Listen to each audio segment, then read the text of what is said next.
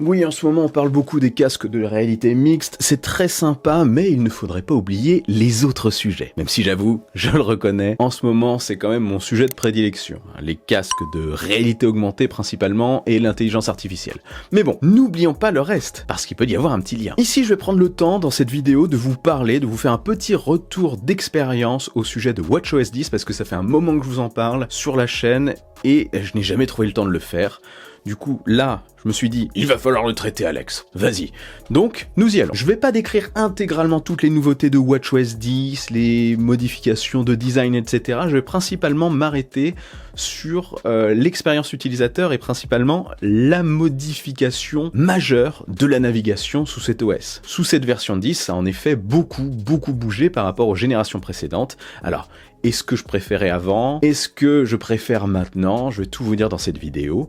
Et en cherchant un petit peu, en travaillant sur ce sujet, je me suis rendu compte qu'il y avait aussi des gestes de navigation qui avaient disparu et qui pouvaient laisser leur place à des nouvelles fonctionnalités dans WatchOS 11 par exemple. Mais ça sera pour la fin de la vidéo. Alors, je prends mes petites notes parce que je voudrais pas dire n'importe quoi, enfin surtout oublier des choses, hein. Alors, on va commencer par le swipe. Le swipe de bas en haut. Avant, il était destiné à afficher le centre de contrôle. Désormais, il permet de lancer les widgets. Du coup, le centre de contrôle atterrit sur le bouton Power. En un clic, on l'ouvre. C'est très pratique parce que c'est quand même quelque chose qu'on utilisera beaucoup au quotidien pour, par exemple, mettre en mode silence, pour, par exemple, mettre en off l'écran, mettre en mode natation. Donc ça, je trouve ça très pratique. C'est un écran sur lequel je vais souvent, personnellement. Une zone, je veux dire. Donc l'avoir en accès rapide en un clic, c'est pas mal. En double-cliquant sur le même bouton, on a toujours accès à Apple Pay. Rien de nouveau. Pour ce qui est des widgets, ils permettent d'avoir un coup d'œil rapide sur certaines apps. On a la date notamment, on peut avoir accès à un minuteur en un coup d'œil. Pour revenir à la date, c'est pratique si on ne l'a pas sur le cadran principal de notre montre, de la watch, celui qu'on a choisi. C'est pas mal parce que avant d'avoir ça, j'avais tendance à utiliser des cadrans avec beaucoup de complications. Bon, je le fais toujours, mais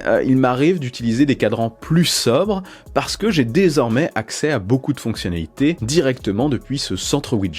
Et je trouve ça très pratique. Ça permet vraiment de profiter de tous les cadrans de la même façon. Et ça pousse à en utiliser d'autres. On a en un coup d'œil la météo par exemple, le minuteur en cours comme je le disais tout à l'heure, le calendrier, les données de sommeil, le rythme cardiaque. On peut aussi définir un widget avec 3 apps, que je trouve aussi très pratique. Bref, ce centre widget est plutôt un ajout que je trouve agréable et qui apporte pas mal à la navigation. Il est d'ailleurs aussi accessible, c'est très central maintenant dans l'OS, il est accessible en tournant la couronne digitale de bas en haut encore une fois, on le fait apparaître. Et on navigue comme ça dedans en un coup d'œil juste avec la couronne digitale et ce sans toucher l'écran, ce qui peut être aussi pratique lors de séances de natation ou quand il pleut, quand on veut tout simplement pas toucher l'écran. Après, oui, je vous ai dit que je le trouvais utile ce centre de widget, mais je trouve que il aurait pu être mieux fait.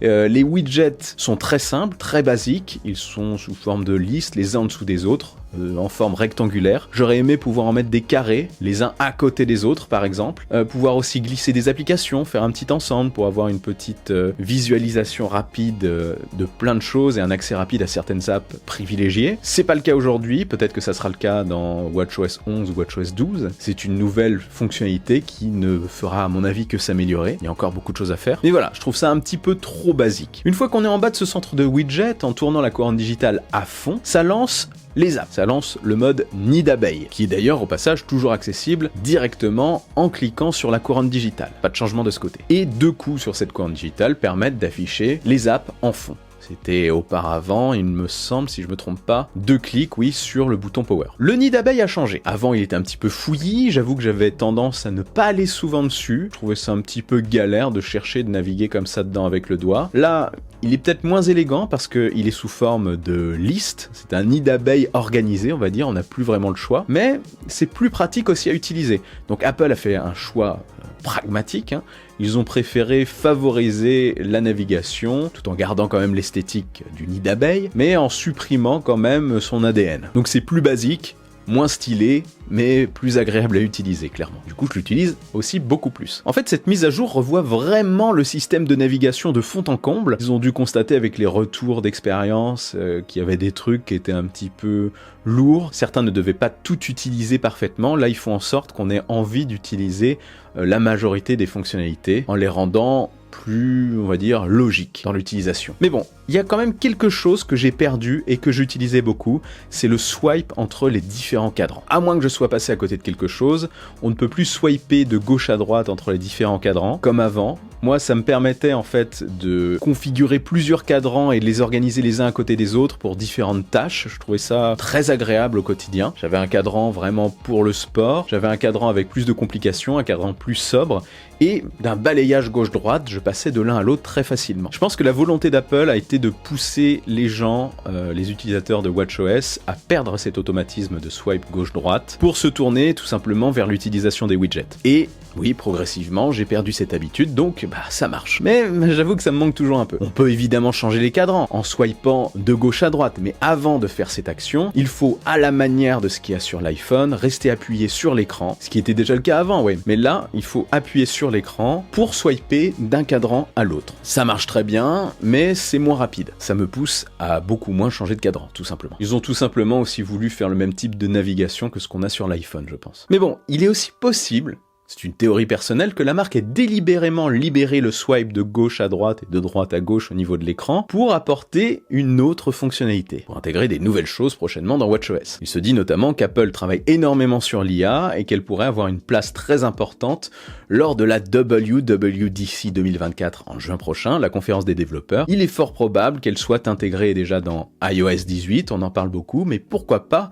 dans WatchOS 11 et dans tous les OS de la marque. Pourquoi alors ne pas avoir tout simplement accès à des fonctionnalités rapides ou pouvoir parler à un Siri plus évolué, à un chatbot, directement en swipant au niveau du cadran, je sais pas, de gauche à droite. Imaginez, on fait ça, on pose une question, on a la réponse. Comme une sorte de ChatGPT directement intégré sur l'Apple Watch. Après, ce n'est qu'une théorie, ce n'est qu'une idée que je lance là, mais dites-moi ce que vous en pensez en commentaire, ça m'intéresse. Voilà, bref, en tout cas, cette petite mise à jour a donné un petit coup de jeune, je trouve, à iOS, enfin en tout cas à sa navigation. Le changement, ça fait toujours du bien pour le cerveau, et je trouve qu'en usage quotidien, même si au début j'étais un petit peu perturbé, aujourd'hui je trouve que cette navigation est plus intéressante que la précédente. Ça n'a pas bouleversé l'utilisation de la montre, Apple y va toujours un peu doucement, mais on a quand même eu pas mal de changements qui peuvent être au départ assez perturbants comme je le disais, et ça c'est pas habituel chez eux. Donc ils ont vraiment fait preuve de pragmatisme et je trouve ça cool. C'est une optimisation appréciable. Voilà. Sinon, j'ai dit que j'en parlais pas trop, un petit mot quand même sur le redesign global des apps qui prennent plus de place au niveau de l'écran. Les apps ont été un petit peu étirées pour donner le sentiment que l'écran est plus grand, et je trouve que ça marche. On optimise aussi la place, parce que c'est un tout petit écran. Après, ça reste quand même une mise à jour graphique assez discrète. On verra ce que nous proposera WatchOS 11. Par contre, pour ce qui est du double tap pour sélectionner des choses, pour répondre au téléphone par exemple, je l'utilise quasiment pas. Je l'utilise peut-être pour couper un minuteur lorsque j'ai les mains prises, ou alors pour couper le réveil matin, mais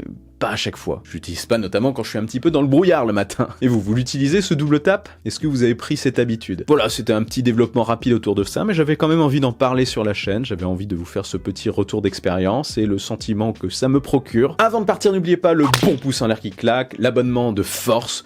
Je suis aussi sur les réseaux sociaux, vive la technologie, vive le futur. Et rêvez les amis.